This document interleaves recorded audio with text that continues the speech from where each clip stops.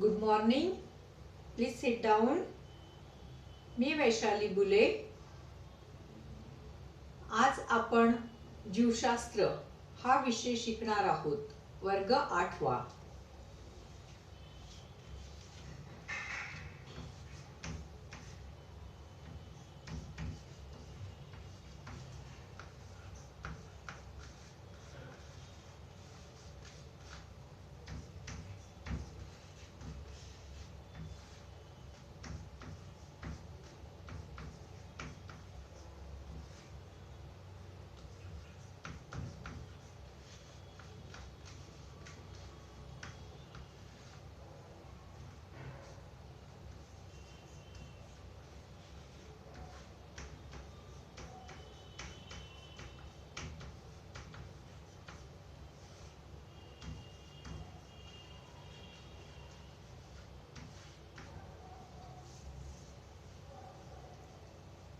घटक परिसंस्थान, पाठ नंबर 18वा. मागच्या पाठात आपण वेगवेगळे परिसंस्थान पाहिले होते. त्याचे मुख्य प्रकार आपण पाहिले होते. कोण सांगू शकतं? परिसंस्थान चे मुख्य प्रकार कोणते आहेत? सांगा बघू. सांगा. बरोबर. मुख्य प्रकार आपण पाहिले होते परिसंस्थानचे. त्यामध्ये सगळ्यात पहिला प्रकार म्हणजे भूसंस्थान आणि दुसरा आपण पाहिला होता जलीय परिसंस्थान. भूपरिसंस्थान मध्ये आपण दोन प्रकार शिकलो होतो. एक पहिला प्रकार जो होता हा गवताळ प्रदेशातील परिसंस्थान आणि दुसरा प्रकार जो आपण शिकलो होतो त्यामध्ये जंगलातील परिसंस्थान. हा पाठ आपण पाहिला होता की जंगलात नैसर्गिकरित्या वेगवेगळे वृक्ष, प्राणी, झाडे अस्तित्वात असतात आणि वेगवेगळे जे काही घटक असतात ते एकमेकांवर अवलंबून असतात.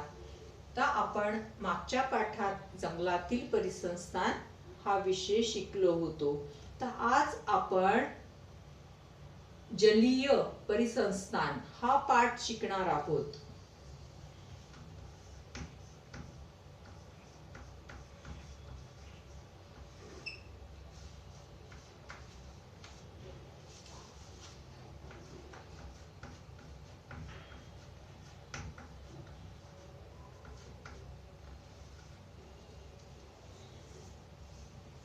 जलीय परिसंस्थान यालाच ॲक्वाटिक बायोम्स असे पण म्हणतात.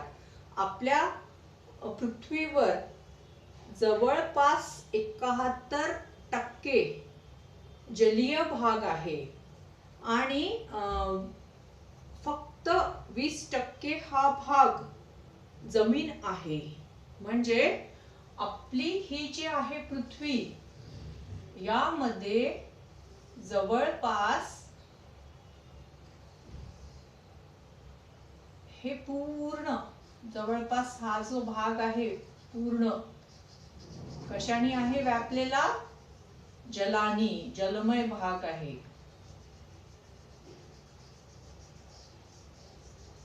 किती?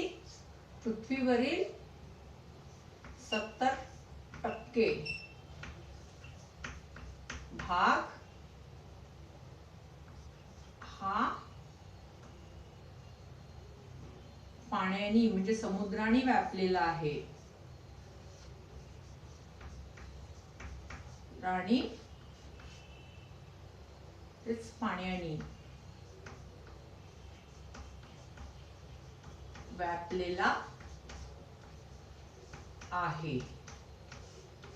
तर 20% भाग फक्त जमीन आहे.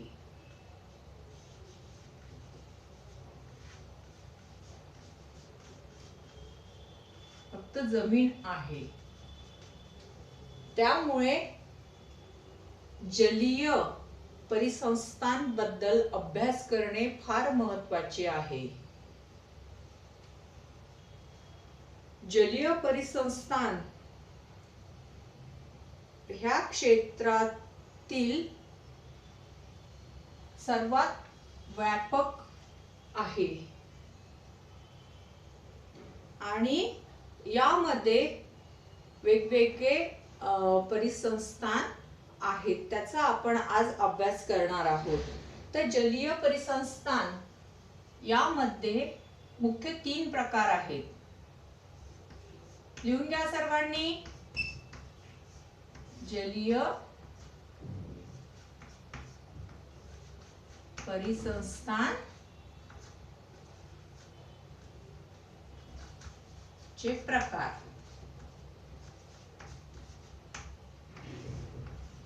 तर सर्वात पहिला जो आहे गोड पाण्यातील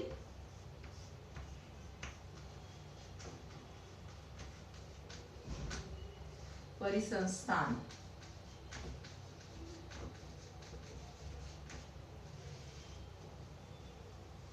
आणि दुसरा आहे खाऱ्या पाण्यातील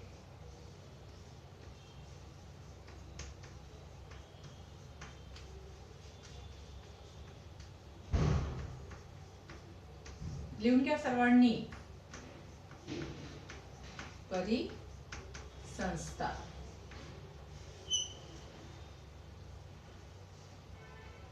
आणि तिसरा आहे खाडी परिसंस्थान. खाडी परिसंस्थान. तर आता आपण सर्वप्रथम गोड पाण्यातील परिसंस्थान हे बघू. तर ह्या गोड पाण्यातील परिसंस्थांमध्ये ज्या काही नद्या वाहतात, जे काही नदीचं पाणी असतं, तलाव असतात, तळे असतात, ह्यातील पाणी गोड असतं, ते आपण पिऊ शकतो. आणि ह्या नदीद्वारे पाण्याच्या प्रवाहाद्वारे ऊर्जा संक्रमण होते. जलभागाच्या तळावर जलभागाचा जो तळ असतो म्हणजे त्याचा खालचा भाग जो असतो, त्या भागात असंख्य विघटक असतात आणि ते वनस्पती प्राण्यांच्या मृत शरीरावर विघटनाचे कार्य करतात. त्यांचे अजैविक घटकात रूपांतर करतात. म्हणजे जे काही नदीच्या काठावर, तळ्यावर, त्याच्या त्या आतल्या भागात जे काही वनस्पती असतात आणि त्याच्यावर जे जीवाणू असतात, ते विघटनाचे कार्य करतात आणि पाण्याला शुद्धता ठेवण्याचे काम करतात. आणि दुसरा जो प्रकार आहे खाऱ्या पाण्यातील परिसंस्थान, तर त्यालाच मराईन इकोसिस्टीम असे पण म्हणतात.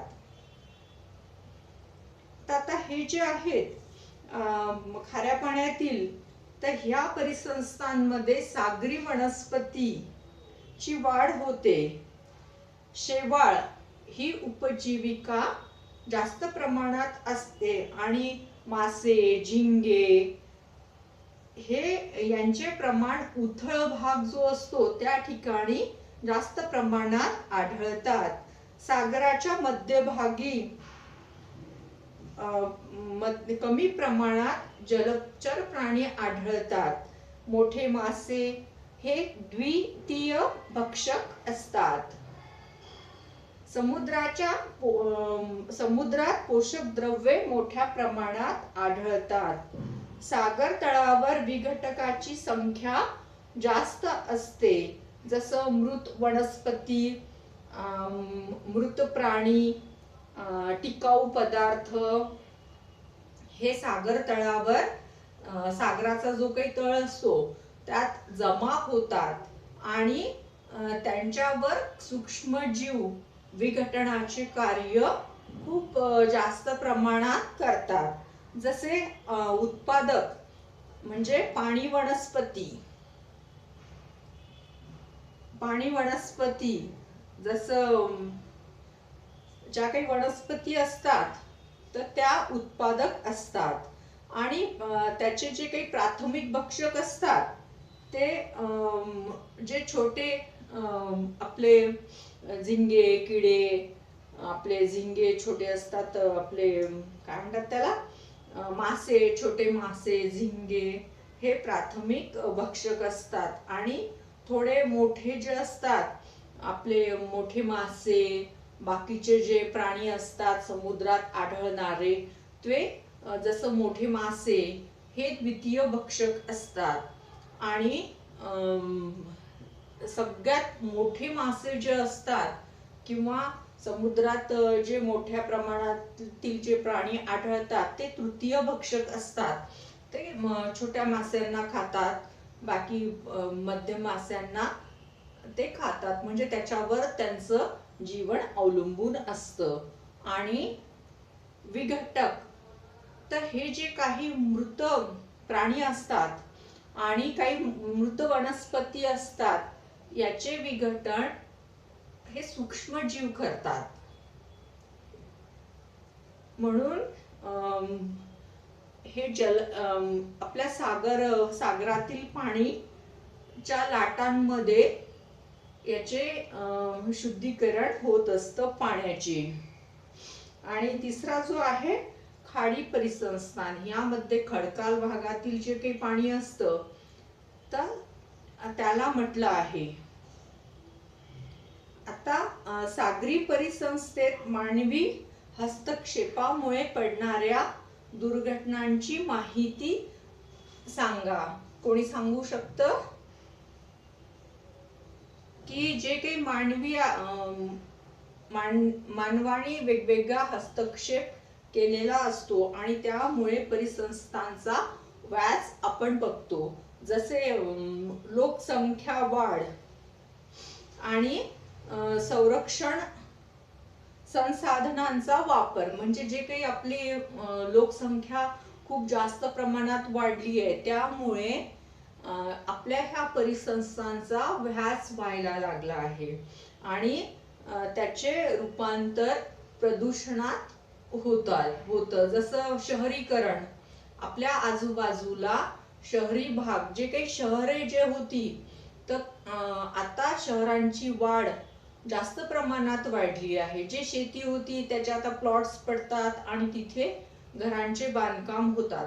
त्यामुळे शेतातील जे तळे, जे काही छोटे तलाव हे कमी प्रमाणात झाले आणि शहरीकरण वाढल्यामुळे परिसंस्थांचा पण व्यास व्हायला लागला. आणि औद्योगिकरण आणि वाहतूक, वेगवेगळे औद्योगिक क्षेत्र वाढल्यामुळे शेतीची जी काही जमीन होती त्यात पण वेगवेगळ्या इंडस्ट्रीचे निर्माण व्हायला लागले आणि त्यामुळे जे नैसर्गिक परिसंस्थान होते तर ते कमी कमी होत चालले आहेत. आणि पर्यटन, निसर्ग निरीक्षण, मनोरंजन, देवदर्शनासाठी मोठ्या प्रमाणात पर्यटक निसर्गरम्य क्षेत्रात भेट देतात आणि तेथील परिसंस्थेवर पर्यटकांचे काय परिणाम होतात ते आपण निरीक्षणाद्वारे पाहू शकतो. तर तुम्ही सर्वजण परिसंस्थांचे जे काही मोठे पर्यटन क्षेत्र आहेत एखाद्या वेळी तिकडे जाऊन निरीक्षण करायचे. आणि जे आपले मोठे धरणे, मोठ्या धरणांचे बांधकाम जेव्हा करतात तेव्हा ह्या छोट्या नद्यांचा प्रवाह थांबवला जातो आणि त्यामुळे हे परिसंस्थांचे असतात शुद्ध पाण्यातील परिसंस्था, तर ह्यामध्ये अडथळे निर्माण होतात किंवा ह्या वाहत्या पाण्याला नष्ट केल्यामुळे परिसंस्था नष्ट होतात. आणि लहान धरणे सुद्धा, लहान आपले धरणे याचे सुद्धा बांधकाम करतात तेव्हा सुद्धा गोड पाण्याला थांबवलं जातं आणि त्यातील नद्यांमधील जे काही परिसंस्थान असतात ते कमी प्रमाणात होतात. तर आता हे जे काही परिसंस्थान आपल्या अवताभोवताली असतात, आपल्या परिसरातील नदी, तलाव, तळे या परिसंस्थान सुरक्षित आहेत का? कोण सांगतं? सांगा बघू. तुम्ही सांगा. तर आता ह्या प्रश्नाचे उत्तर तुम्ही उद्याच्या उद्या येताना लिहून आणायचे आणि पुन्हा गृहपाठासाठी लिहून घ्या. आपल्या परिसरातील एका परिसंस्थेला भेट द्या. त्यातील जैविक अजैविक घटक एकमेकांवर कसे अवलंबून असतात त्याचे स्पष्टीकरण लिहून आणा. तर आज आपण जलीय परिसंस्थान हा पाठ शिकलो आणि त्यात आपण गोड पाण्यातील परिसंस्थान आणि खाऱ्या पाण्यातील परिसंस्थान हा विषय शिकलो.